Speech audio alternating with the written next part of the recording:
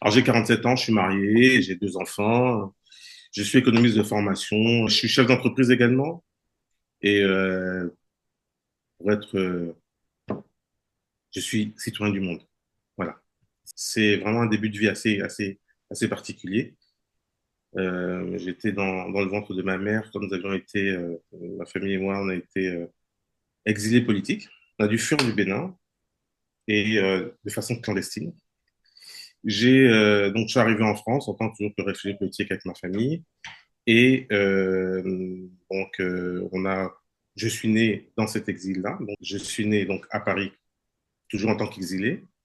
On est rentré en contact avec le Gabon. Donc, les autorités gabonaises qui nous ont offert l'exil, enfin, ils nous ont offert l'hospitalité. Et est arrivé un moment, un événement assez particulier dans ma vie professionnelle. Il y avait des choses qui se passaient qui n'étaient pas très légales. Avec des choses très très graves. Et comme j'avais une délégation de pouvoir, je ne pouvais pas me substituer à qui que ce soit. Donc c'était ma responsabilité. Et donc ça m'a entraîné à lancer des procédures contre mon employeur à l'époque. Et l'une des plus belles choses qui me soit arrivée, un très bon souvenir, c'est que j'ai mes collaborateurs qui, au péril de leur emploi, ont fait grève. C'est-à-dire que plusieurs dizaines de collaborateurs ont fait grève en tant que des enfants, non, je dis bien enfants mineurs, hein, pour nous Hmm. garer à l'aéroport. Donc, pendant très longtemps, j'ai eu cette peur de la police, des hommes en uniforme. J'ai eu très peur pendant très longtemps des hommes en uniforme.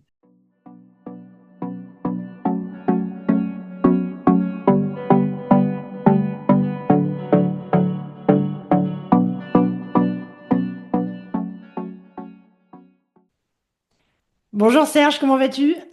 Très bien, les gars, comme d'habitude. Merci d'avoir accepté l'invitation. Avec plaisir.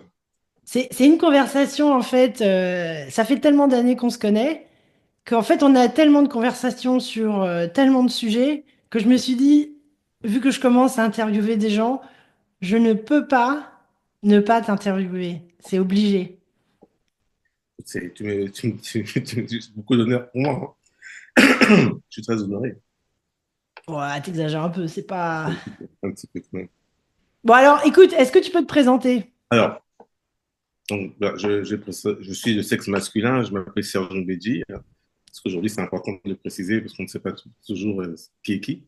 Alors, j'ai 47 ans, je suis marié, j'ai deux enfants. Je suis économiste de formation, formation que j'ai eue de la Sorbonne à l'IAE, donc l'Institut d'administration des entreprises de Rennes. Je suis chef d'entreprise également et pour être, je suis citoyen du monde. Voilà, c'est ce qui me définit le mieux. D'accord. En fait, moi, ce qui m'intéresse, la raison pour laquelle cette conversation avec toi est quelque chose d'intéressant pour moi, c'est que il y a plusieurs aspects je pense, qui peuvent apporter beaucoup de choses aux personnes qui vont nous écouter. C'est un peu moi, je dirais ton parcours de vie, tant sur le plan professionnel que personnel. Donc, question très, très ouverte. Mhm. Comment tu résumerais ton parcours de vie? Alors, je pense que alors, mon parcours de vie, il y a j'ai trois étapes importantes dans ma vie. La première étape, c'est vraiment un début de vie assez particulier. J'étais dans le ventre de ma mère quand nous avions été, ma famille et moi, on a été exilés politiques. Donc, on a dû fuir le Bénin parce que je suis d'origine béninoise. On a dû fuir du Bénin et de façon clandestine. Et j'ai des oncles qui ont fui le Bénin de façon très très clandestine, je veux dire en ayant à peine une serviette sur, sur le corps. Donc je suis arrivé en France en tant que toujours que réfugié politique avec ma famille et je suis né dans cet exil-là. Donc dès on a quitté le Bénin, moi j'étais dans le ventre de ma mère, je suis né donc à Paris toujours en tant qu'exilé. Quelques mois plus tard, on est rentré en contact avec le Gabon.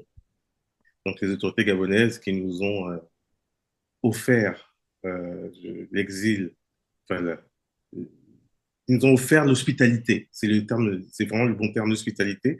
Donc, à travers Omar Bongo Ondimba.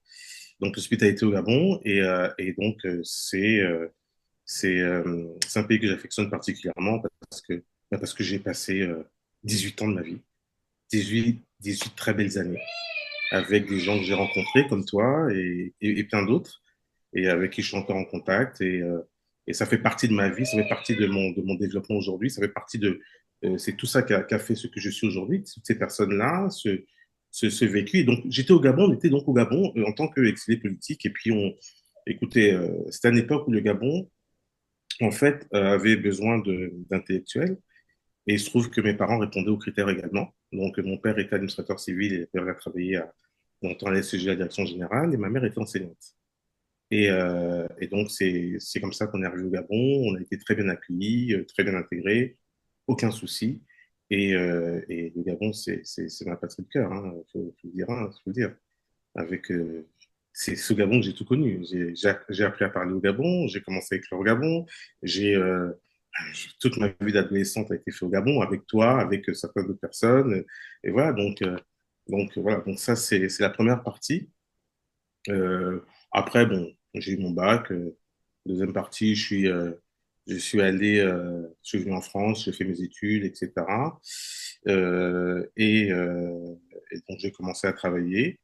Donc là, rien de spécial. C'est vraiment un parcours de vie là, sur la deuxième partie qui est tout à fait classique. Et est arrivé un moment, un événement assez particulier dans ma vie professionnelle, où je travaillais pour un grand groupe. J'étais directeur pour un grand groupe d'un centre de profit relativement important qui pesait plus de 15 millions d'euros à l'époque. Et, euh, je ne peux pas rentrer dans les détails parce que j'ai quand même signé un protocole de confidentialité, mais en gros, il y avait des choses qui se passaient qui n'étaient pas très légales, avec des choses très très graves. Et comme j'avais une délégation de pouvoir, je ne pouvais pas me substituer à qui que ce soit. Donc c'était ma responsabilité. Et j'ai dû donc faire face à des difficultés énormes, même face à la direction qui ne voulait pas entendre raison.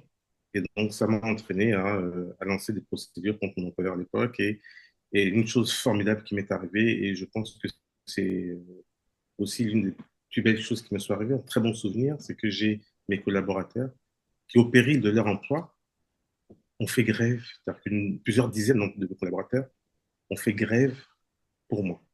Donc ça, c'est la deuxième partie la troisième partie de ma vie qui a commencé à ce moment-là et qui a débouché sur le fait que je sois employeur à mon tour, donc que je sois chef d'entreprise. Sur le plan personnel, j'ai une vie assez classique. Euh, Marié, j'ai rencontré ma femme à la fac, je me suis marié, on a eu 2 enfants. Voilà, on a construit notre vie de façon assez classique. Voilà.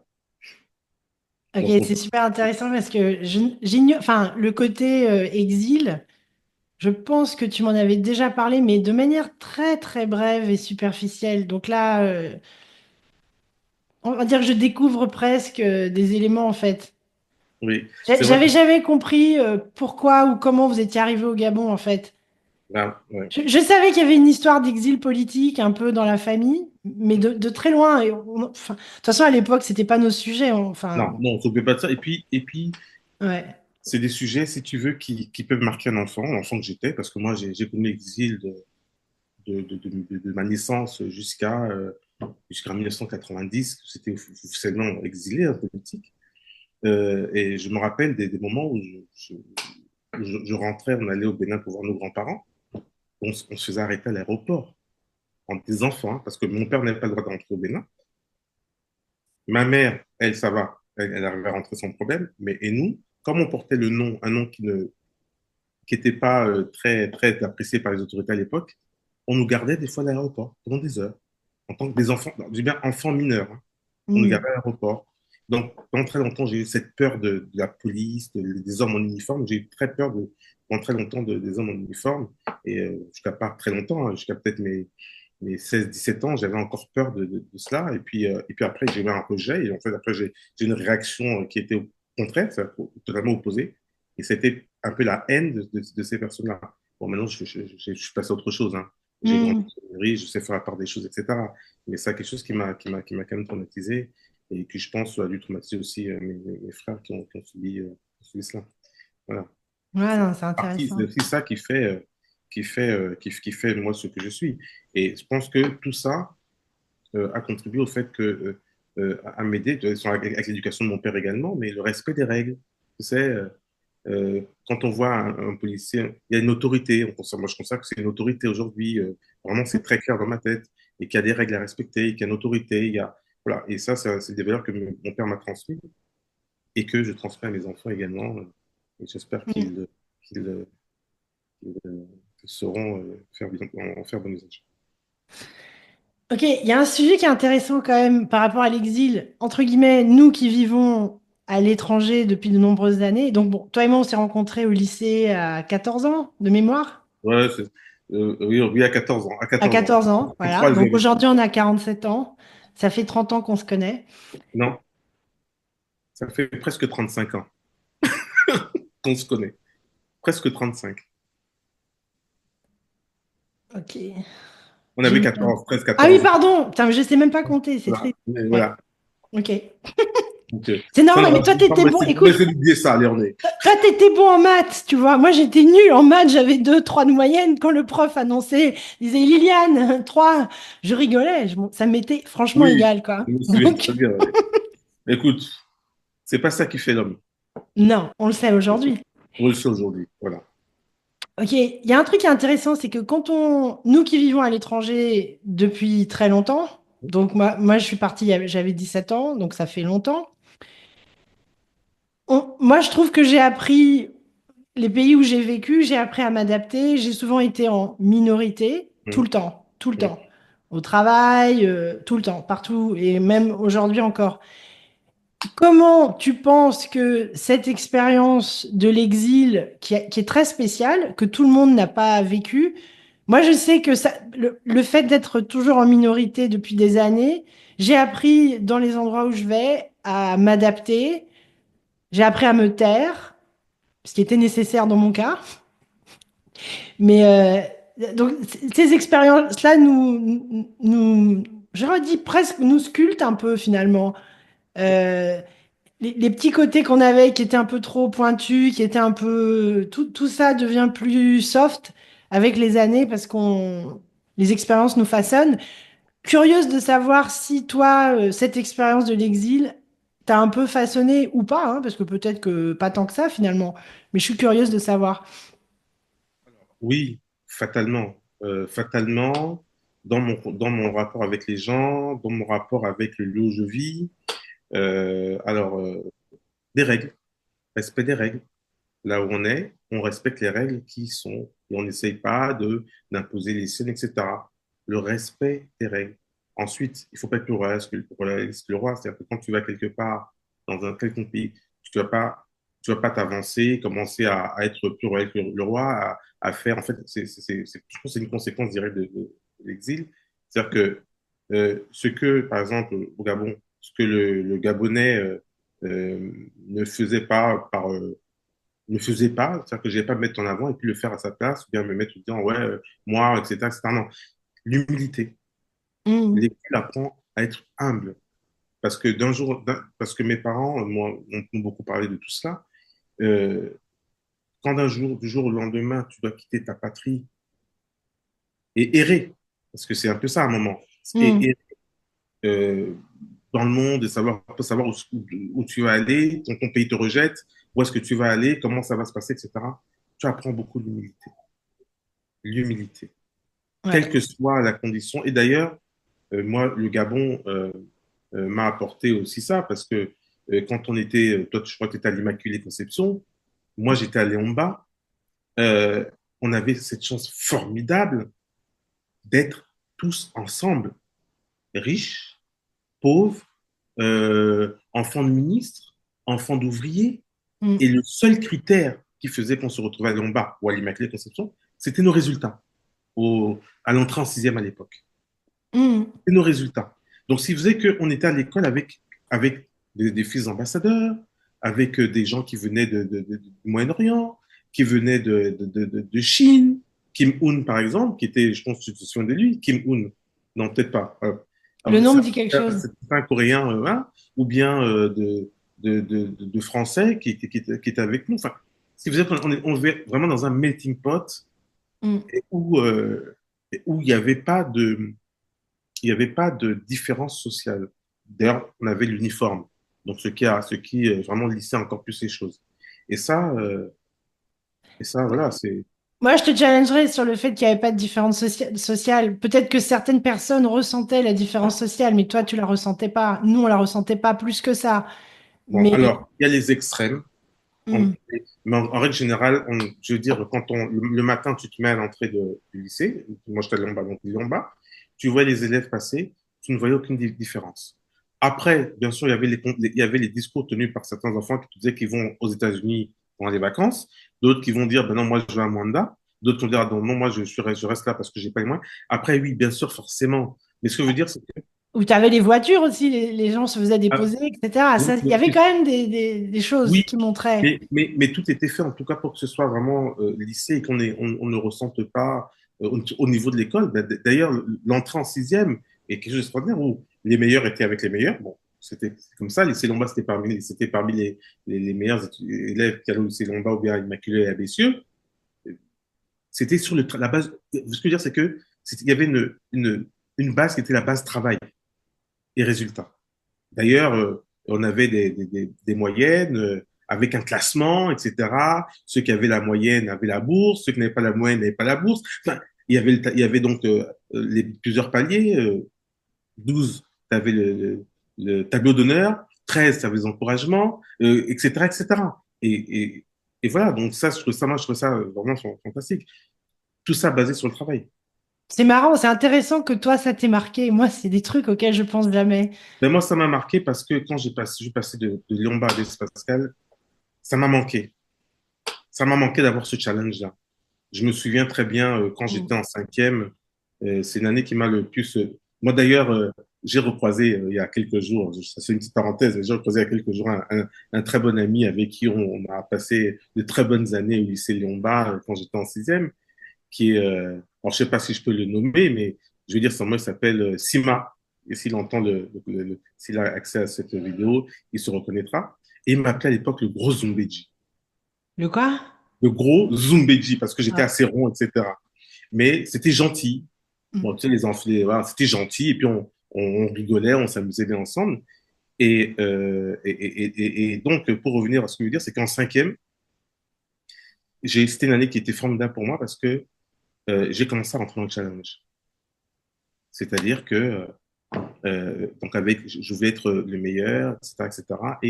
Et j'étais avec, il y avait quelqu'un avec qui je suis encore en contact, qui est son médecin, alors je sais pas encore si je peux nommer son nom, mais Je pense que tu peux, il n'y a rien de grave. il s'appelle Guy, quand il sera qui. Et en cinquième, on était premier, deuxième. Et en fait, c'est ça, pour moi, c'est ça qui me motive, c'est-à-dire de savoir que tu as du challenge et que tu travailles, tu sais ce que tu vas avoir. Voilà, c'est ça qui me challenge dans la vie. Et moi, quand j'ai quitté Lombard, j'étais triste. Je suis allé à Blaise Pascal, on avait des moyennes plus ou moins, des trucs comme ça. Bon, il n'y avait aucun challenge qui me forçait à donner le meilleur de moi-même. Parce qu'il y avait, bah, tu avais une moyenne, tu avais une note, tu sais même pas où tu te situais. Et ça m'a beaucoup manqué à Blaise Pascal. Ah, mais moi, Et je donc, me souviens que tu étais quand même compétitif. Hein, non, mais quand j'étais tu bien. avais à la récréation, quand on donnait les résultats des notes, en tout ce qui était scientifique, à l'époque des rentrages, ce qui n'est pas un très beau terme, mais c'était l'époque des rentrages. Et à la récréation, moi, je t'entendais avec certains gars qui étaient bons. Vous étiez en mode compétition, pareil. Je ne vais pas trop citer de noms parce que j'ai des noms qui me reviennent de personnes. Je ne sais même pas où ces personnes sont. Mais il y avait quand même pas mal de compétitions. Moi, je me souviens, si tu avais 16 et que telle personne avait eu 18, il y avait quand même des rentrages assez Oui, sérieux. oui, mais c'était pas ça. C'était sur une note, etc. Après, on faisait Mm. plus ou moins des moyennes. Mais ça m'a manqué à Blaise Pascal. Ça m'a manqué vraiment de pouvoir se situer par rapport aux autres. Et moi, pour moi, c'est un moteur de pouvoir me Mais, situer aussi.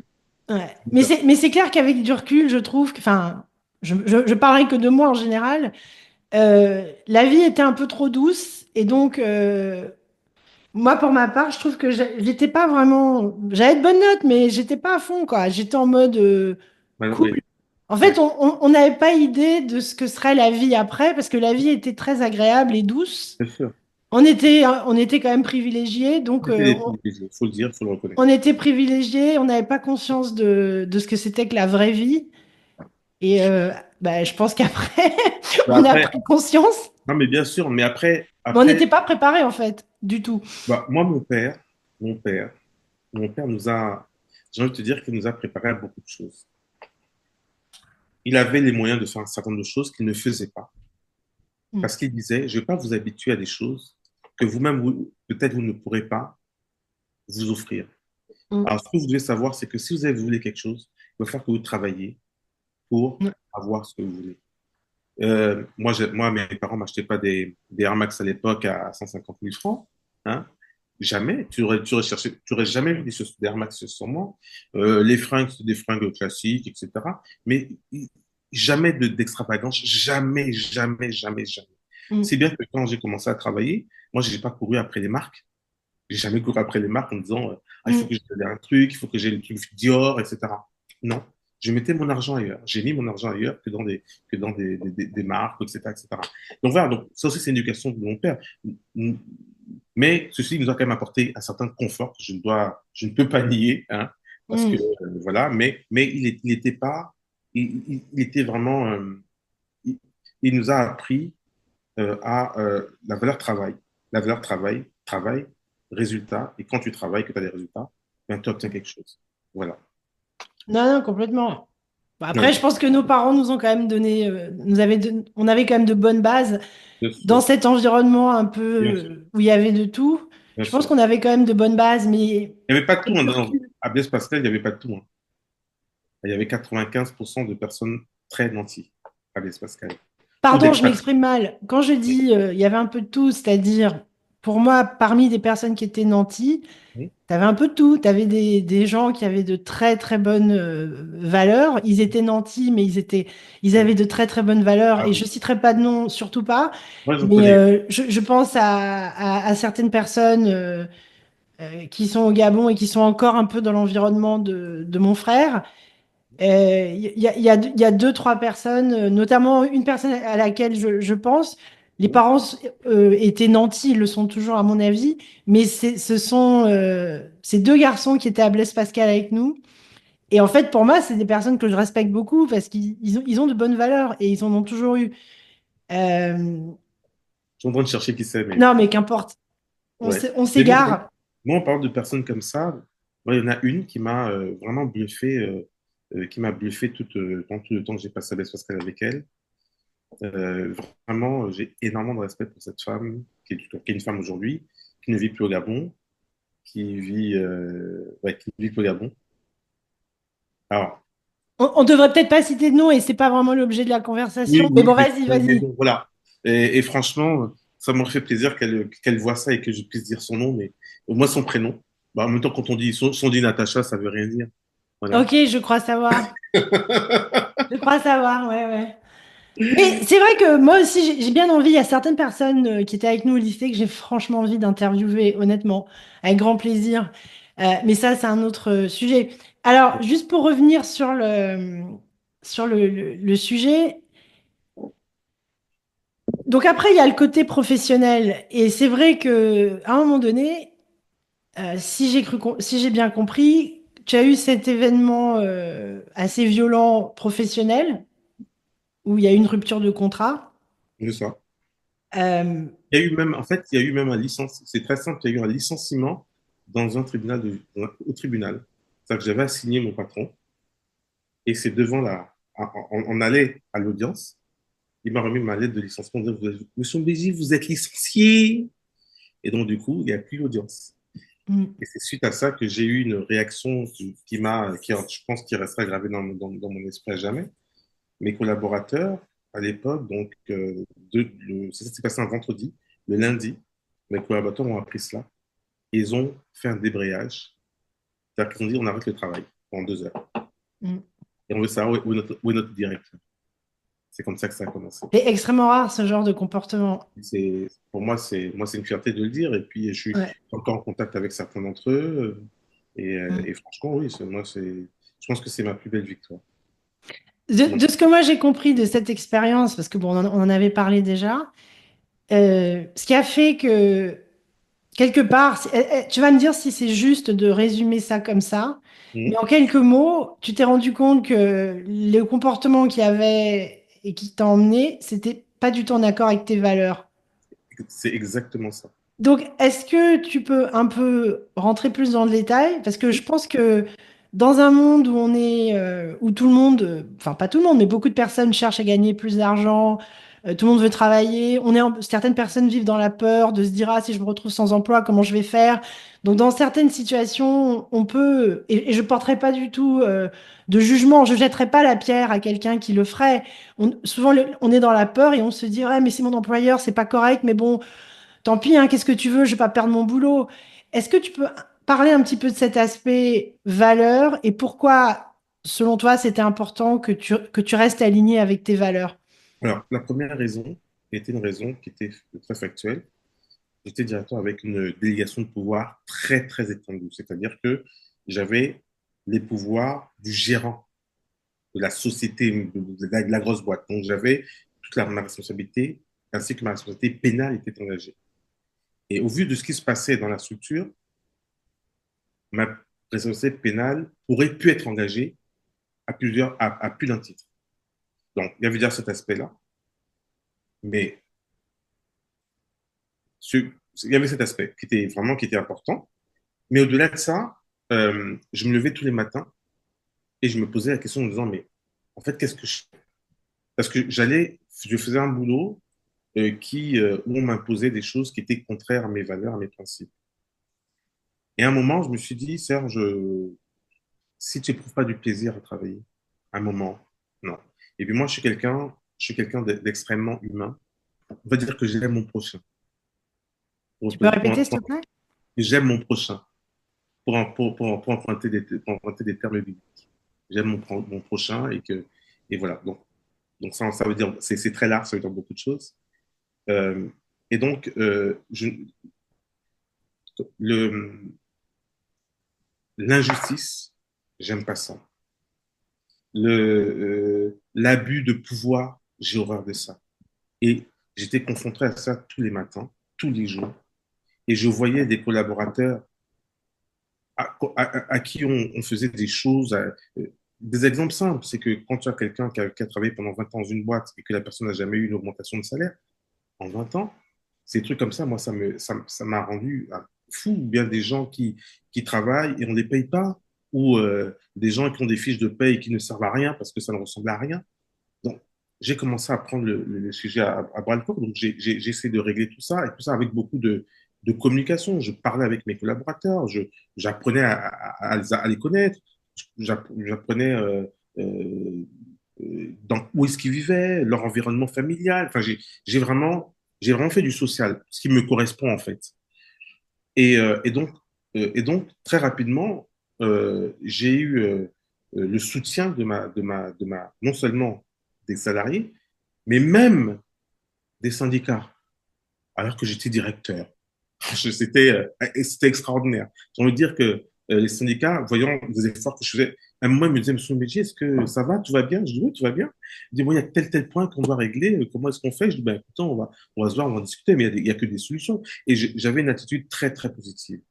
Très, très positive. Et vraiment, tout ça basé sur le respect de l'homme. Parce que je pense que, et c'est d'actualité aujourd'hui, je vais emprunter une phrase à quelqu'un. Il n'y a de richesse que d'hommes. Hmm. Voilà.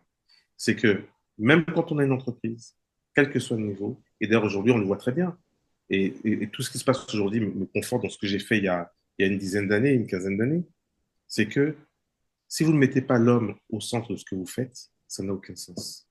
Aujourd'hui, l'entreprise, d'ailleurs aujourd'hui, quand on voit les entreprises, elles font tout pour le bien-être de leurs salariés.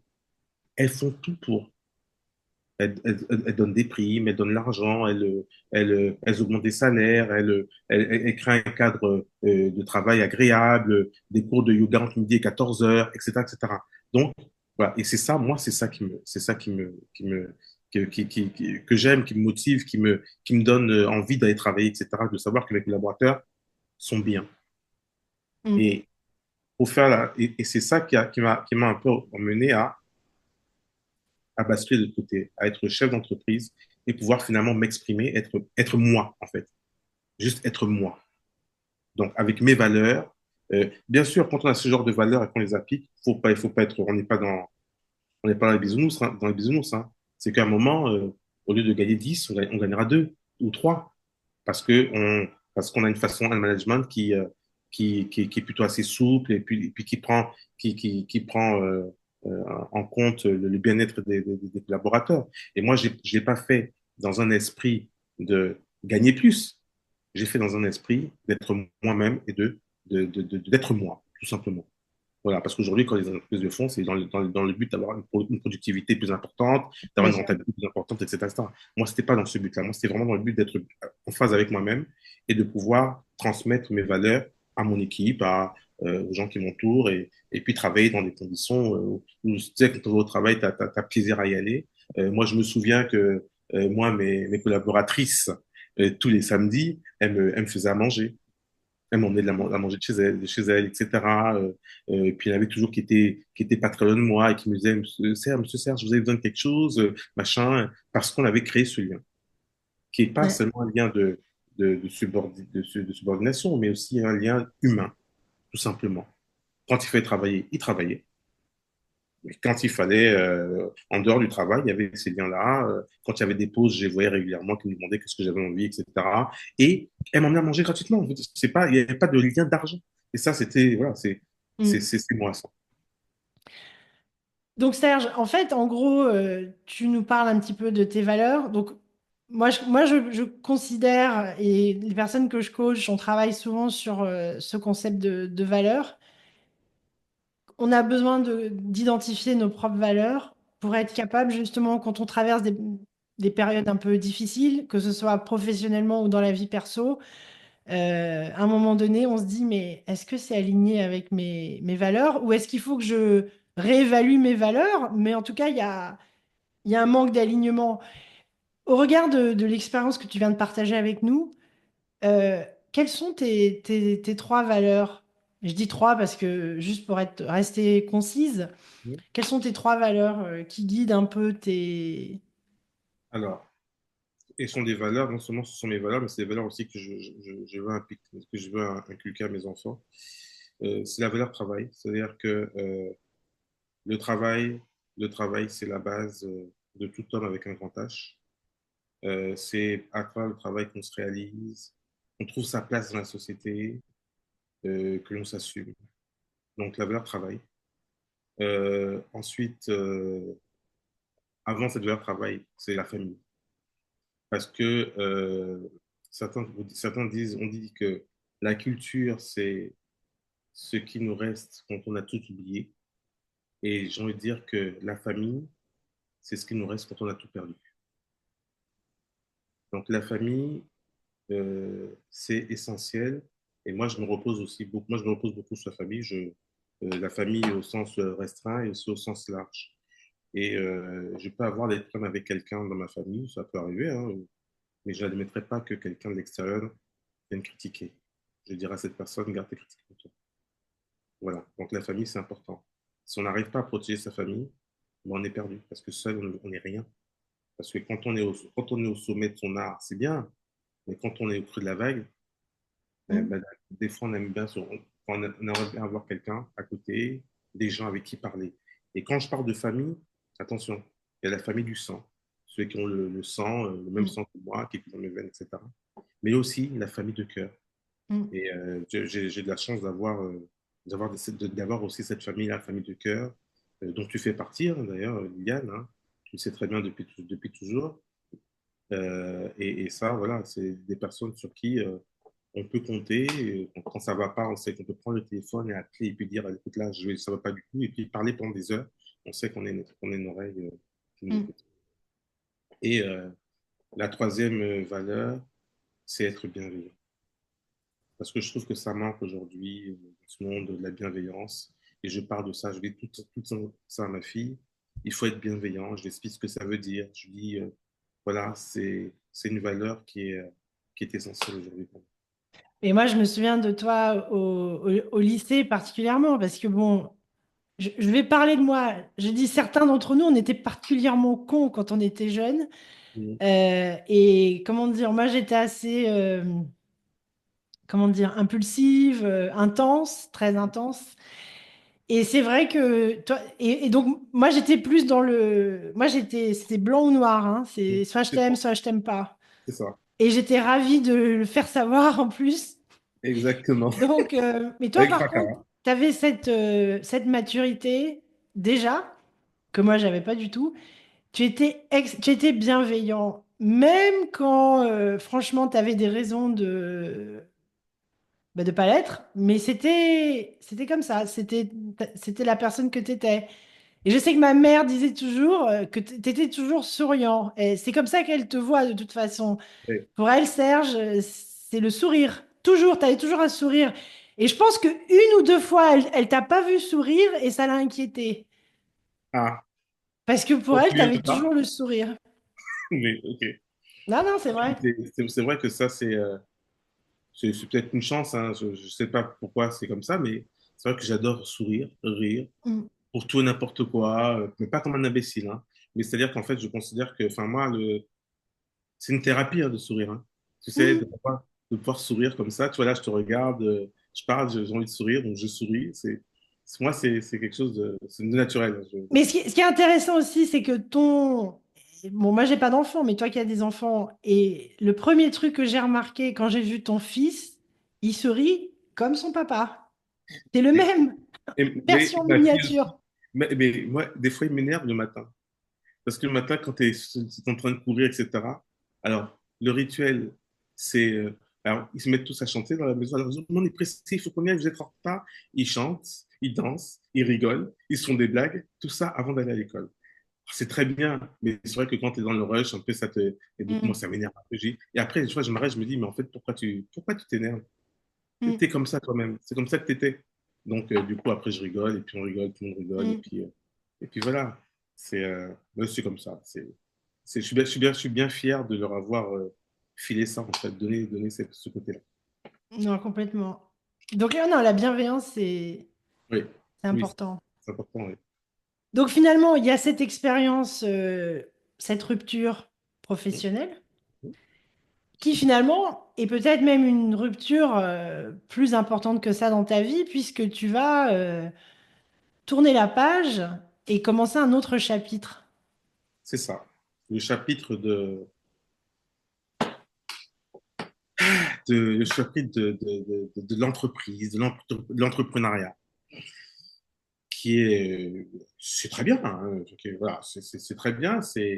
Il faut avoir du courage, il faut être aussi entouré, ça je dis que la famille est importante. Moi, je me suis lancé, j'avais une copine à l'époque, qui est aujourd'hui mon épouse, qui m'a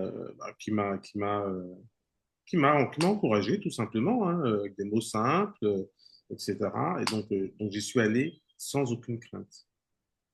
Je me suis fait aider par un ou deux amis qui avaient déjà cette expérience-là.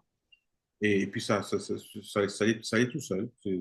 Moi, Et moi, je sais surtout, qu'à l'époque, ça m'avait épaté, parce que je me souviens, moi, j'étais déjà en Irlande. mais j'ai Et on- pas fini. Il faut que je dise, j'ai pas fini, Liliane. Attends, attends, attends. Et donc, qui m'avait aidé, etc. Et ce dont j'avais besoin à l'époque, c'était que j'avais besoin d'un. Bon, j'avais le, comment dire, l'accord, c'est pas l'accord, mais j'avais le soutien de ma copine à l'époque, qui est mon épouse aujourd'hui. J'avais quelques personnes que je connaissais qui étaient déjà dans le milieu, donc ça a aidé.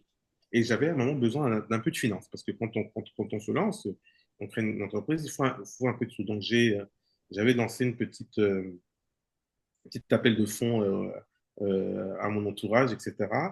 Et je me souviens très bien que l'une des personnes, il y a eu une, deux, j'ai demandé à quatre personnes de l'aide financière. et tu faisais partie de ces personnes. Et dès que je me souviens exactement que dès que je te l'ai dit, il ne s'est pas passé 3 secondes, tu m'as dit, OK, OK, il n'y a pas de souci, combien tu veux. Et puis tu m'as dit, voilà, sœur, je peux te filer tant, de façon très, très, très spontanée. Et ça m'a touché, ça m'a marqué, puisqu'aujourd'hui, je l'ai toujours en tête et je me rappelle toujours de ce jour-là. C'est rien pour toi, mais pour moi, c'est quand même, voilà. Et voilà, donc après, j'ai remis les sous qu'il fallait, et puis je me suis lancé, et puis j'ai pu m'exprimer Mm. réellement en tant que manager, m'exprimer réellement en tant que manager. Euh, voilà. Juste une parenthèse, donc moi à l'époque en fait j'avais trouvé ça épatant parce que bon aujourd'hui avec l'expérience que j'ai etc. Oui aujourd'hui ça me surprendrait moins tu vois mais à l'époque c'était il y a combien d'années? 12 13 ans? C'était il y a ouais, 14 ans, à peu Ouais, près. moi je sais qu'à l'époque, j'avais pas les épaules. Mais quand tu m'as dit ça, je me suis dit waouh, Ouais. énorme. En tout cas, c'est pas moi qui vais l'empêcher. Si je peux faire un truc qui peut l'aider, ce serait dommage qu'il le fasse pas parce qu'il lui manque quelque chose. Moi, en tout cas, je peux donner ce que je peux donner, mais je donnerai. Enfin, mais c'était même pas un don, c'était un prêt, puisqu'après tu m'as remboursé. Mais comment dire?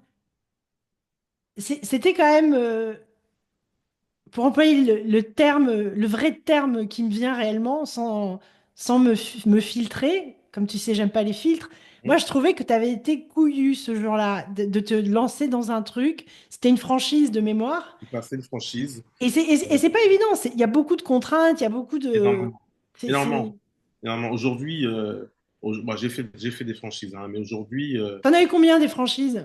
alors, j'en ai eu, on va dire que j'en ai eu pendant 14 ans. Mais t'en as eu Mais combien? j'en ai eu, j'ai fait j'ai fait 3 franchises, en fait, au total. Ouais, il me semblait trois. 3 franchises, et c'est très dur, le monde de la franchise, c'est extrêmement dur, extrêmement difficile.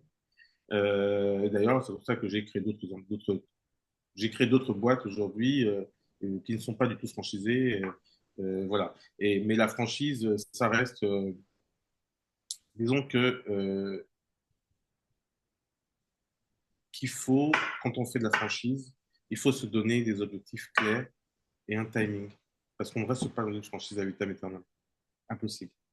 Non, mais c'est pas possible. Aujourd'hui, c'est impossible. On se donne des Pourquoi? objectifs. Pourquoi? Parce que c'est tellement contraignant quand vous devez redonner aux franchiseurs 14-15% du chiffre d'affaires. Déjà, il faut sortir ces 15% de marge, ce qui n'est pas évident aujourd'hui. Mais en Hmm. plus, quoi qu'il arrive, il faut donner ces 15% aux franchiseurs, sans oublier les autres frais que le franchiseur prend à gauche, à droite, etc.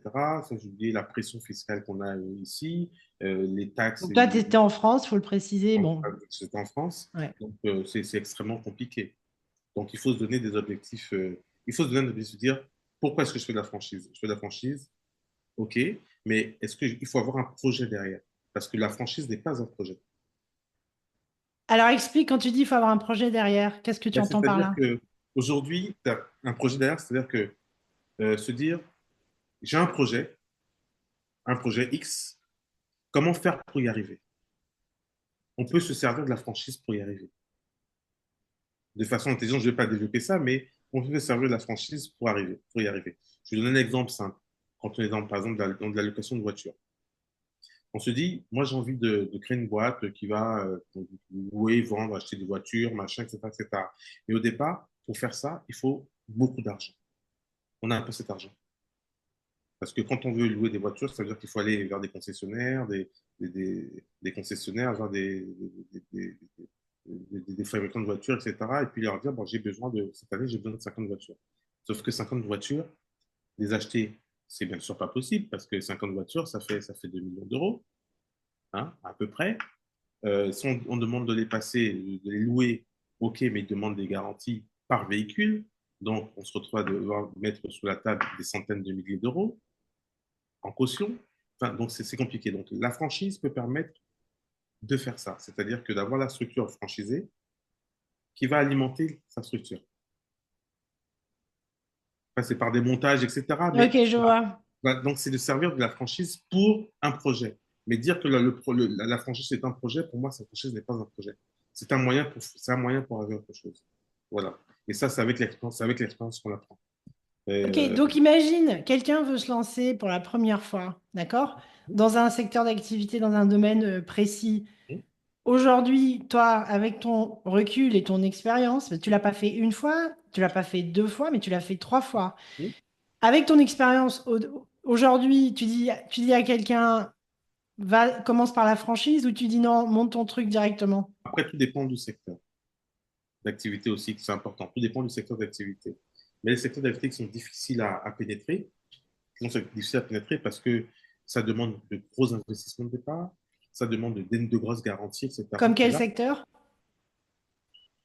ça peut être dans l'automobile, ça peut être secteur de la grande distribution, donc tout ce qui est donc la grande distribution, hein, la Hmm. grande distribution générale, euh, euh, tout en fait les secteurs, toute structure qui nécessite de gros apports financiers. La franchise peut être une solution pour développer son business. Mais ça, bien sûr, c'est des trucs qu'on dit, qu'on ne dit pas. Ah, mais j'ai compris. Maintenant, quels sont les secteurs d'activité, par exemple? Tu peux donner un ou deux exemples où typiquement tu fais, ben non, pas besoin de faire une franchise, lance-toi directement. En général, tout ce qui est service à la personne, service aux entreprises, on n'a pas besoin. C'est pas nécessaire. Parce que d'abord, on n'a pas besoin de beaucoup d'argent, beaucoup de sous pour se lancer. Et ensuite, aujourd'hui, les entreprises, quand on propose un service à une entreprise, elles regardent le coût. Et à la limite, l'entreprise peut te tester pendant un laps de temps court. Et puis Hmm. après, il faut faire un contrat. Donc, on n'a pas besoin. C'est surtout dans le service. Dans le service, on n'a pas besoin de se lancer dans les franchises. Je pense que c'est pas nécessaire. Ok, on fait rien. Ouais, donc non, non, une belle expérience. Juste pour rebondir par rapport à ce que tu disais, donc oui, effectivement, après, comment dire, décider d'aider un ami à se lancer, encore une fois, c'est pas quelque chose qu'on fait pour tous les amis. Bien sûr. Je pense que t'es le seul pour qui j'aurais pu faire ça. Donc, je te renvoie les fleurs que tu mérites, comme on dit. Finalement, avec tout ça, aujourd'hui, parce qu'au début, tu as commencé, bah, comme tout le monde, t'es passé par les bancs de l'université, tu as eu le premier job. Les premiers jobs, on n'a pas été super bien payés. Quand on était sur les bancs de l'école, on nous disait, oui, tu verras, quand tu auras un master, tu vas gagner, machin et tout. Mais en fait, c'était pas vrai. Donc, on a commencé tous et toutes, en tout cas pour ceux qui vivent en Europe ou en Amérique du Nord même, souvent, on commence pas avec les salaires dont on nous avait parlé. Bien Donc, sûr. ça rend un peu plus humble. Moi, j'ai commencé avec les 1500, 1700 euros. Ça, c'était bien. Sauf qu'après, j'ai eu des taxes parce qu'en Irlande, les taxes sont pas. À l'époque, Ouais. attends. Non, les taxes sont prises à la source, mais quand tu arrives, parce que tu n'as jamais payé de taxes, j'ai eu un petit redressement au mois de janvier. Après, j'ai dit, oh là là, j'ai que ça pour vivre. Donc, Moi, j'ai commencé un peu moins, quoi. J'ai hmm, commencé, je crois, à 1002. Je me souviens très bien parce que c'était une galère. J'avais 1002, j'avais 450 euros de loyer, j'avais une bagnole, fait que j'avais besoin de ma bagnole pour aller au boulot parce que j'étais en Bretagne. En fait, à chaque fin de mois, je finissais à moins 200 euros, quoi. hmm. Et, et après, j'ai fait des choses. Bon, j'ai fait des choix pour ne plus être à moins de 200 euros. Donc, voilà, c'est des choix sur ma vie personnelle, sur ma vie privée, où je faisais du covoiturage entre Paris et Rennes, parce qu'à l'époque, ma copine, qui est mon épouse aujourd'hui, hein, ça revient souvent, mais mon épouse aujourd'hui était à Paris, et moi j'étais à Rennes, et je faisais l'aller-retour Paris-Rennes avec ma voiture, et je faisais du covoiturage. Alors, le covoiturage me permettait de payer le péage et l'essence. C'est Voilà. bien. Oui, oui, oui. Mais c'est Donc, smart. ouais, ben, bien sûr, c'est smart. Il faut trouver des solutions. Quand tu as des problèmes, il faut trouver des solutions. Il n'y a que des Il solutions. Il n'y a pas de problème en réalité. n'y a pas de problème, il n'y a que des solutions. Donc, on trouve des solutions. Donc, ça me permettait de venir à Paris régulièrement et de la voir, de passer du week-end tranquillement. Et voilà. Et ça valait le coup en plus, finalement. Complètement, complètement. À plus d'un titre. À plus d'un titre. Et ouais, un bisou à Ouda quand même. Ah oui, On parle complètement. d'elle, elle doit avoir les oreilles qui sifflent. Mais ok. Et donc finalement, aujourd'hui, c'est quoi ton rapport au travail? Parce que bon, je vais pas entrer dans les détails, mais moi je sais, tu as bossé, bossé, bossé, même dans des situations où, dans la vie personnelle, bon, tu m'en voudras pas de préciser, même quand je me souviens, ton père est décédé, ça m'avait choqué. J'étais à Paris et tout, et je crois que tu avais carrément du sang qui était sorti des oreilles ou du nez, je sais plus. Ouais, Mais tu exactement. étais dans Mm. t'étais dans un niveau de stress, Ouais, et Dieu seul sait que t'es pas quelqu'un, tu te plains pas, mais tu étais à un niveau de stress intense. La vie parisienne, le boulot, la pression, il y a toujours des choses au boulot. Euh, Après, il faut quand même le dire, quand tu es black en France, bah, que tu bosses, que tu es employé, la vie n'est pas rose. Tu fais quand ouais, même, tu subis des préjugés, des discriminations tout le temps. Il faut dire la mm. vérité. Alors maintenant, la diversité, c'est à la mode. Mais je veux dire, maintenant, avoir un ami black, c'est à la mode, mais ça n'a pas toujours été à la mode, hein. Ah, bien sûr, ça peut sur tellement. J'ai senti. Enfin, moi, je suis arrivé en France. Quand je suis arrivé en France, alors, il faut savoir que moi, je n'étais pas dépaysé quand je venais en France parce que j'ai eu la chance, comme toi, Mm, très vite, on voyageait, on venait en France, on allait en Côte d'Ivoire, on allait au Bénin, enfin, chaque année. Moi, j'ai pas été dépaysé par ça, mais moi, j'ai appris le racisme, j'ai découvert le racisme, j'avais 18 ans passés. Voilà, 18 ans passés, où en fait, on te dit des mots que tu n'as jamais entendus de ta vie, ou sur le plan professionnel, on, on te dit, je me souviens, quand je suis allé en Bretagne travailler, il y a on m'appelait l'intellectuel, parce que j'étais le plus qualifié de l'entreprise. J'ai rencontré, j'ai rencontré, et mm, ça agaçait les gens, et je recevais des remarques tous les jours de mes collègues, hein, de mes mm. collaborateurs également. Quand je dis collègues, c'est ceux qui étaient du même niveau que moi, et de mes collaborateurs, ceux qui étaient en dessous également. Je recevais des trucs, mais des trucs mais violents, hein, mais violentissimes. Et je gardais toujours le sourire parce que je me disais, mon combat, il n'est pas là. Mm. Mon combat n'était pas là. C'est Ouais, mais ça, faut quand même faire preuve d'une force pour ne pas réagir. bien sûr. C'est Euh, parce parce que j'avais un objectif, il était clair. Je savais que c'était juste un passage. Donc, je mm, n'avais pas fait racine chez eux. Donc, je prenais, j'écoutais, je disais rien, je répondais même pas. Je marquais mm. de la différence à ce qu'ils disaient. Et à un Non, mais moment, ils ont... c'est lourd, hein, c'est lourd. Parce que moi, je vois même dans mon cadre professionnel, bossant dans la tech, je me souviens d'un voyage où l'entreprise pour laquelle je bossais nous envoie aux US, à Philadelphie, faire un training. Et donc moi, quand on me demande d'où je viens, vu que je parle anglais avec quand même un accent français, donc les gens disent, Oh, you're French, t'es française et tout. Je dis non, je suis pas française, je suis gabonaise. Gabon? Je dis Afrique, je viens d'Afrique, Afrique centrale. Et ben là, je me souviens ce training, Serge, c'était horrible. Les Américains, ils aiment vous mettre en groupe pour faire, donc on avait des simulations de vente, des trucs à faire. On était en groupe et on devait préparer, donc tous les jours, on devait présenter devant 100 personnes. En fait, c'était comme une grosse université, tous les vendeurs qui avaient été embauchés cette année-là. Donc c'était comme une grande messe Hum, à l'américaine. hum, Et donc, on devait travailler le soir après la formation pour préparer des choses pour le lendemain. Et comme j'avais dit que je venais d'Afrique, il y avait un mec, quand je parlais, je donnais des idées, il m'ignorait en fait. C'est comme si j'existais. Il m'ignorait.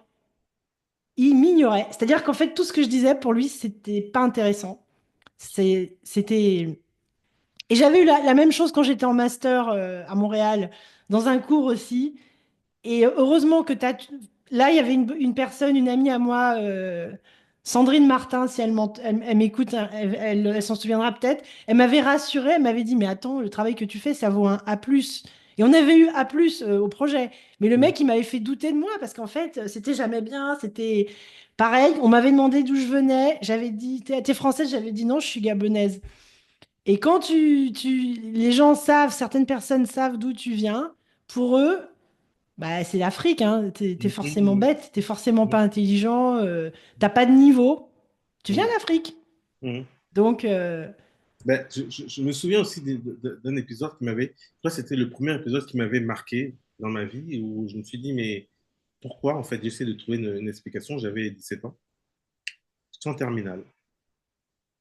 On avait fait un devoir de maths, qui était ma matière, hein, il rend les résultats. Et je prends ma copie. Donc, entre-temps, on avait fait la correction.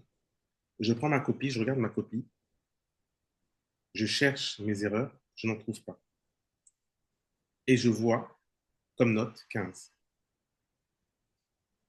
Et je me souviens de ce jour-là, mais c'est très clair. Et je vais voir le prof, je dis, mais pourquoi vous m'avez mis 15?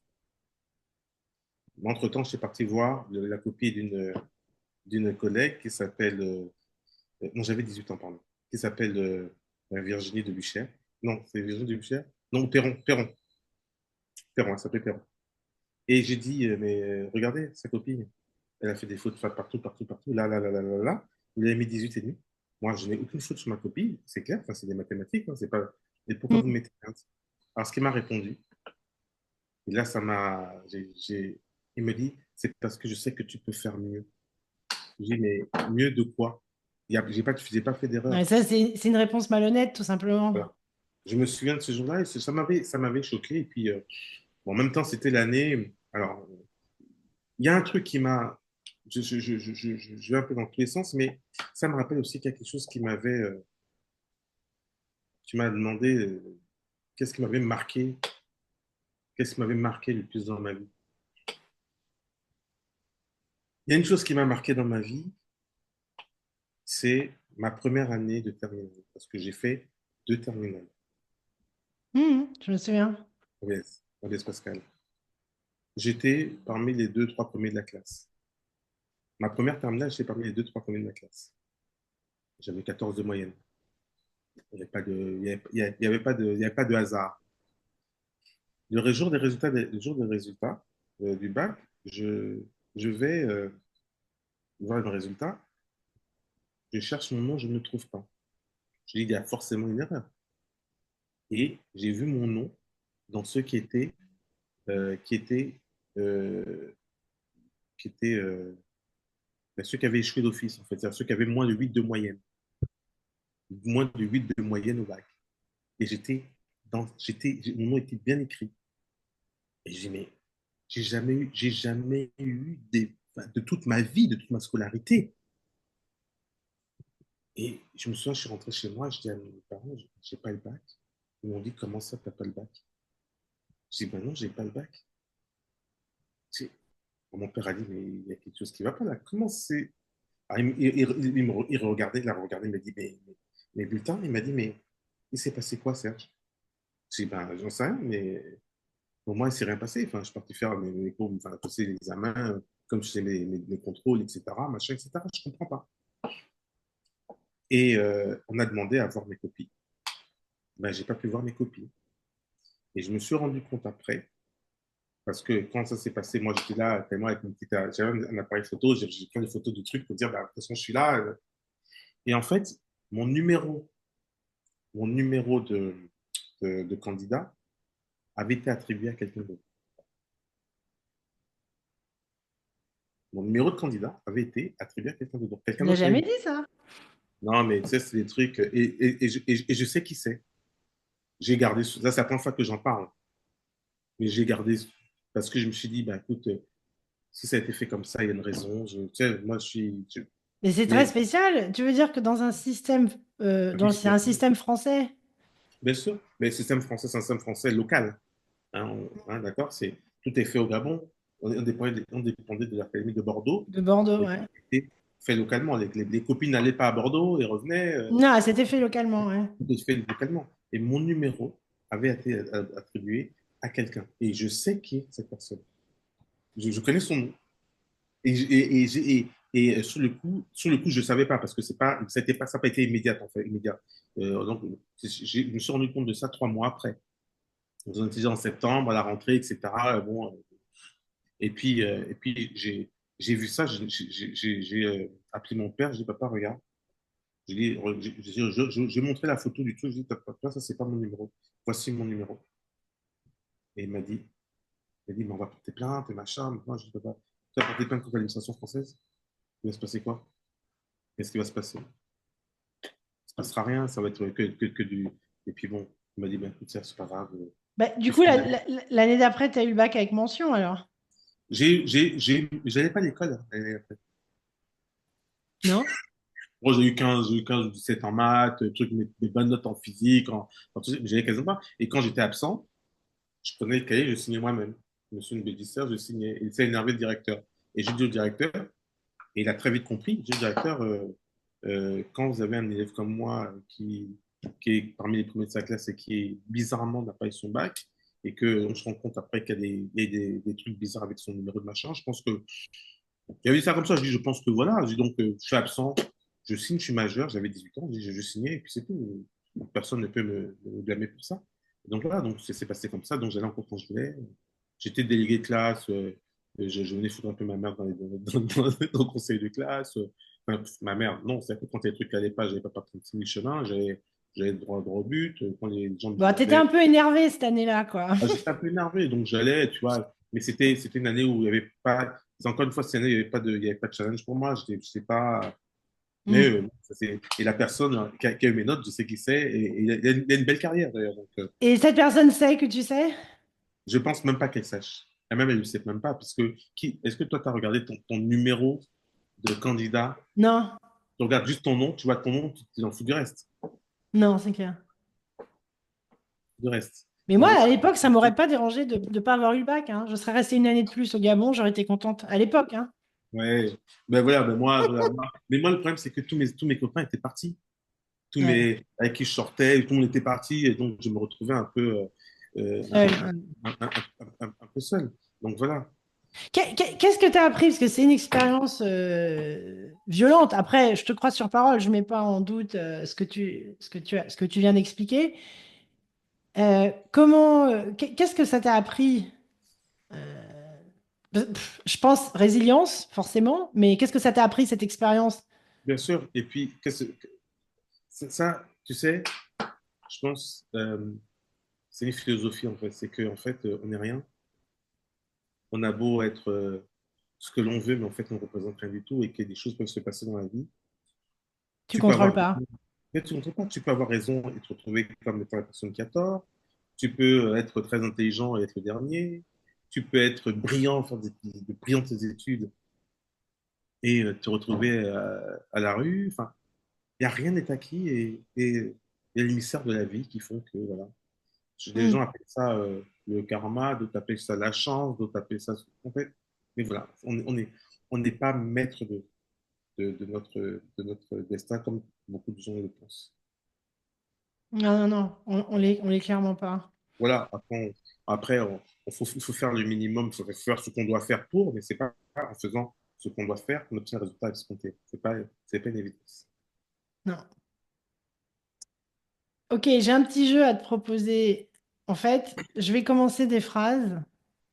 Oui. Je te laisse finir la phrase. Hmm. Je vais un peu dans tous les sens, hein. Mais pas tout. L'essentiel, c'est qu'on discute. Ok. Alors, l'entrepreneuriat, pour moi, c'est... Euh, c'est un moyen de m'exprimer, d'exprimer mon moi, comme je disais tout à l'heure, et mes valeurs intrinsèques. Voilà, à travers mon management. L'amour, pour moi, c'est... Ah, c'est mon équilibre, ma source de jouvence, mon énergie. C'est vraiment ça. C'est vraiment ça. L'Afrique, pour moi, c'est... Alors, l'Afrique, c'est mon continent d'origine, une grande source d'inspiration. Et c'est de place, this is the place to be. Mhm. L'Europe, pour moi, c'est... Euh, ma première terre d'accueil, puisque je suis né à Paris, parce que malgré tout, il faut dire que l'Europe, je parle surtout de la France en tout cas, que je connais bien, a accueilli beaucoup de personnes qui ont des difficultés politiques, elle a accueilli des gens, elle les a secourus, etc. Ça, il ne faut pas l'oublier, même si aujourd'hui, c'est ce qu'on dit, mais la France a vraiment été ça, et elle l'est toujours. Euh, donc l'Europe demeure pour moi une terre d'accueil, voilà. Et une terre d'accueil, je vais préciser, des demeures, une terre où les gens sont accueillants, mine de rien, mais ne pas confondre avec les dirigeants qui Ouais, ont des discours très politiciens et qui. complètement. En fait, il faut être beaucoup plus subtil que ça. Et souvent, Exactement. dans le stress, les gens sont pas subtils. Exactement. On manque Exactement. de discernement. Moi, Ouais. dans ma vie, j'ai eu, pour expliquer, enfin, pour matérialiser ce que je viens de dire là, j'ai vécu 2 ans, 3 ans en Bretagne, dans un petit bourg qui s'appelle Montfort-sur-Meu, où j'ai assisté à quelque chose d'effroyable parce que j'ai assisté à une sorte de rafle. C'est en fait la police qui a embarqué tous les Noirs qui habitaient dans ce bourg. Moi, j'étais pas là, heureusement pour moi, j'étais pas là. Ils ont embarqué tous les Noirs parce qu'il y avait eu une dénonciation comme quoi la plupart étaient sans papier. Quand le lendemain matin, la ville s'est réveillée, tout le monde parlait de cela. Et 2 jours après, sur les 6 000 habitants de ce petit bourg, Montfort-sur-Meux, qui est à 30 km de Rennes, il y a eu 2 000 personnes qui étaient dans les rues, dans ce petit bourg, pour dénoncer cela. Un bourg de 6 000 personnes, il y avait 2 000 personnes qui étaient dans la rue. Et en fait, Ils en ont parlé à la télé ou pas? bien sûr, tout un classeur avec les articles de presse, etc.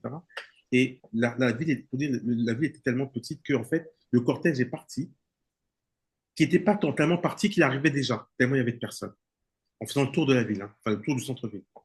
D'accord. Voilà. Donc c'est ça, c'est pour dire que oui, terre d'accueil, les gens sont foncièrement bons. Et les gens qui ne le sont pas ne représentent qu'une minorité. C'est ceux qui parlent, qui crient le plus. C'est ça. Euh, Quelles sont tes plus grandes joies? Tes trois plus grandes joies?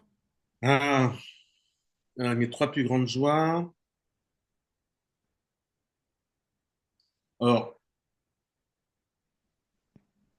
Alors, l'une de mes plus grandes joies, une plus grande fierté, c'est quand même mon mariage. Mon mariage, parce que déjà, j'épousais la personne que j'avais choisie, avec qui je voulais faire ma vie, avec qui je voulais avoir des enfants, etc. Mais aussi parce que c'est un moment où j'ai pu réunir toute ma famille. Pas que la famille de sang, mais aussi la famille de Hmm. cœur. Il y a certains qui n'ont pas pu être là, que j'excuse à 100%, sauf peut-être une personne. Mhm. Mais voilà, j'ai pu réunir toute ma famille et ça, c'était quelque chose d'extraordinaire. Voilà. Même des gens qui s'entendaient pas entre eux, qui avaient des petites discordes, ils sont venus, ils sont tous venus. Et on a Donc pris ça, des. c'est une joie. Et les deux autres? Ça, c'est la première. La deuxième joie, euh, faut que je cherche parce qu'il y a tellement de choses dans une vie. Euh, la naissance de mes enfants, c'était une très grande joie pour moi. Une très, très, très, très, très, très grande joie. Papa J'ai, poule, c'est clair. j'en ai eu deux. Donc j'ai eu une double joie à 4 ans d'écart. Mais la naissance, et la troisième, c'est sur le plan professionnel où j'ai eu une joie immense le jour où je me suis rendu compte, l'histoire que j'ai racontée tout à l'heure, où j'ai 90% de mes collaborateurs qui ont fait grève pour moi, qui ont risqué leur emploi pour moi. Voilà. Ce Ce qui, sont ce les qui est trois. exceptionnel parce que Ah oui, 99% des gens ne le font pas. ils ne font pas. Et d'ailleurs, j'ai eu quelques articles dans le Parisien, dans le Figaro. On a même parlé de cette histoire au Japon, au Japon, pour te dire. Waouh. Ah oui, c'était sympa. Mais voilà, ça c'est mes trois plus grandes joies aujourd'hui. Et une question que j'aime beaucoup et que Mm. j'utilise même dans mes séances de coaching. Je l'ai utilisé hier d'ailleurs avec un jeune homme de 19 ans. Ok, si aujourd'hui tu pouvais parler au Serge qui avait 27 ans, qu'est-ce que tu lui dirais? Ce que je dirais, simplement, fonce et crois en toi. Fonce et crois en toi à 200%. La vie est devant toi. Voilà, tout simplement. Pourquoi cette phrase en particulier? Parce que fonce, parce que quand on est, enfin moi je suis quelqu'un d'assez prudent à la base, mais en fait peut-être un peu trop prudent.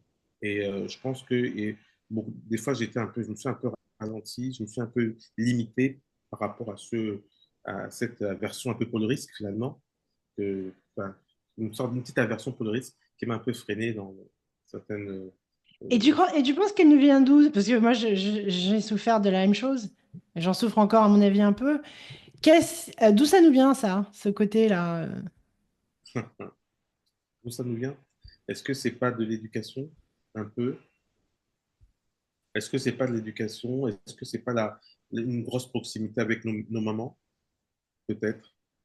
En tout cas, beaucoup d'échanges avec nos mamans, parce que une femme sans enfant, c'est une chose, mais une femme mariée avec des enfants, elle a une autre façon de penser. Et je pense qu'il y a naturellement une aversion pour le risque, c'est-à-dire qu'elle pense à ses enfants, elle pense à si jamais ça se passe pas, comment ça se passe. Donc il y a une grosse réflexion.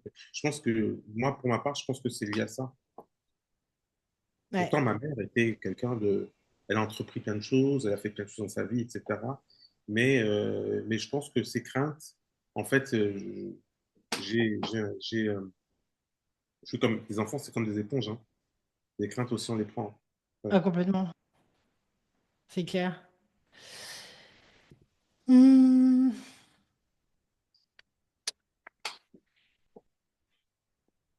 quelles sont, euh, quelles sont tes passions? Parce que finalement, t'es vachement ancré. Quand enfin, je te connais assez bien, même très bien. Moi, ce que je remarque, c'est la personne, le jeune homme et finalement homme, maintenant homme mature, hein, désolé, qui a une vie qui a été vraiment autour du travail, du travail, du travail, la famille, c'est vrai, mais le travail. Mais dans tout ça, les passions, il y en a? Elles sont où? Alors, c'est vrai que je ne me suis jamais posé et réalisé mes passions parce que pour moi, il y avait d'autres priorités que mes passions, alors que la vie, une vie complète et équilibrée, Hmm. la passion fait partie entièrement de la vie, de ne pas faire des choses qui nous plaisent, pour lesquelles on ne voit pas le temps passer, etc., etc.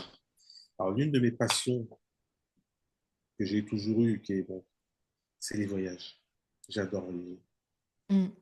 Et c'est une passion que mon épouse a également et qu'on est en train d'inculquer aussi aux enfants, à tort ou à raison, je ne sais pas, mais A raison, forcément. à raison que Dieu leur donne les moyens, nous donne les moyens de continuer à vivre cette passion pleinement et à découvrir des cultures différentes de la nôtre, des modes de vie, des endroits magnifiques sur Terre. Voilà. Donc ça, c'est une passion qu'on a tous chez moi. Et voilà.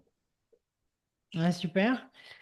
Euh, donc oui, donc je pense qu'il y a un dernier aspect qui est assez intéressant, c'est vu ton expérience et ta personnalité, comment dire, si je nous compare, sans entrer dans les détails, je dirais que quand on était plus jeune, toi, tu avais déjà une longueur d'avance sur moi par rapport à ta maturité, je dirais, émotionnelle. C'est-à-dire que, et en termes de communication aussi, c'est-à-dire que moi, je pensais quelque chose et je le disais, et c'était tout. Et pour moi, c'était bien, c'était comme ça. C'était ma force. Alors, pas du tout, c'était une grosse faiblesse. Et toi, tu avais plus d'une longueur d'avance sur moi là-dessus. Et donc, avec du recul, vu les situations que tu as traversées professionnelles quand tu étais employé, qu'ensuite tu l'es toujours employeur, quels sont, et même dans ta vie personnelle extrêmement riche, Oui, familiale, au sens enfin, nucléaire du terme, mais aussi, on a de grandes familles, n'est-ce pas? oui. Quels sont les soft skills dont tu penses les jeunes, quels sont les soft skills qu'il faut qu'on essaie de développer, selon toi? Et même pour les plus vieux, finalement, qui pourraient se remettre en question. Avec ma petite expérience et mon humble personne, euh, je pense qu'avant de faire quelque chose, de dire quelque chose, quelle que soit la circonstance, les circonstances, Je pense qu'il faut prendre le temps de réfléchir.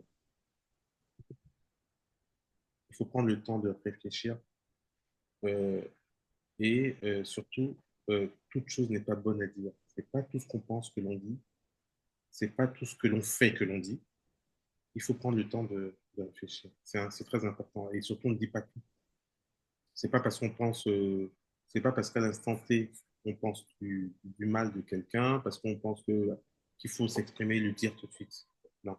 Je pense Mm. qu'il faut prendre le temps, prendre le recul, de réfléchir, de se poser des questions. Une fois, surtout quand on est dans le vif du sujet, on est dans l'émotionnel, etc., il Mm. faut se calmer et puis voilà. Ça, je pense que c'est très important. Ensuite, à développer euh,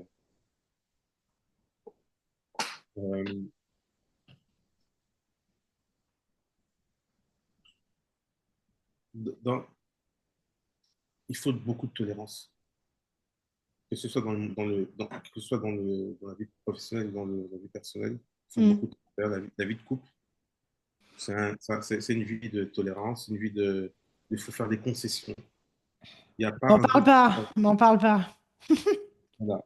Il faut faire des tolérances et concessions. C'est important parce que quand on n'est pas tolérant, qu'on n'arrive pas à faire des concessions, ben, la vie est compliquée parce qu'on n'aura jamais en face de soi, que ce soit professionnellement, que ce soit personnellement, quelqu'un qui soit exactement comme on veut qu'il soit. Ça n'existe pas. Amen. Euh, et puis, euh, et puis j'ai envie de dire de l'humilité. On a une boîte aujourd'hui qui fait 100 millions d'euros de chiffre d'affaires. Bravo, c'est bien. On n'est pas à l'abri que l'année suivante, qu'il se passe Mm. quelque chose, qu'il y ait un événement international qui fasse que ce secteur passe en crise. Pour ceux qui ont des entreprises, par exemple, je sais pas moi, dans le service, eux, ils doivent bien comprendre cette nuance. C'est-à-dire que tu vends un service. Donc, parmi tes clients, tu as des clients peut-être qui sont ce qu'on appelle des mensuels, des clients, des clients réguliers. On va dire des clients réguliers qui ont un contrat sur 2 ans. Donc ça, c'est la base qui te permet de faire tourner ton entreprise. Mais tu as la plus grande partie, donc les 80% restants, ce sont des clients ponctuels. Mm. Et en fait, quand on réfléchit bien, c'est un éternel recommencement. C'est-à-dire qu'il faut aller chercher. C'est pas parce que tu as fait 100 millions cette année que la prochaine tu feras 110 millions. Mm. Voilà. Parce que les clients, c'est des one-shots. Il faut aller Mm. toujours chercher ce one-shot de façon continue chaque mois, chaque jour, chaque année, etc. Donc, l'humilité. Donc, humilité, gestion des émotions, on va dire, pas être impulsif. Ne pas être impulsif, réfléchir voilà, de parler. Toute chose n'est pas bonne à dire. Ok, donc humilité, Humilité. euh, Donc, avoir de la réserve, c'est on va ça, dire. voilà, la réserve, on peut Et dire. c'est quoi la troisième? Et la troisième, c'est voilà, euh, tu m'as perdu. J'avoue que je me suis perdue aussi. Ouais, pourtant, j'ai dit les 3 temps. Euh, donc,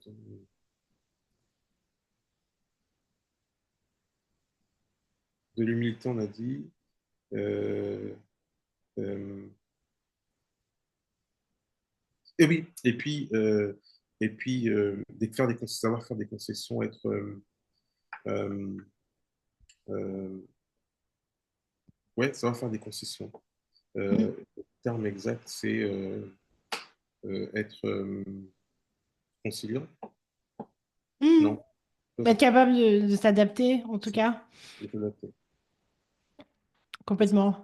Faire Donc, preuve d'adaptabilité dans la adapté, vie personnelle comme dans la vie professionnelle. Parce que la vie professionnelle aussi est pleine de surprises. c'est ça. Ne pas On être, peut soi-disant être au top et puis se faire licencier comme je l'ai vécu où voilà, bien sûr. je gagnais le President Club pour la deuxième année consécutive et puis Et je me suis fait licencier. C'était quand même intéressant.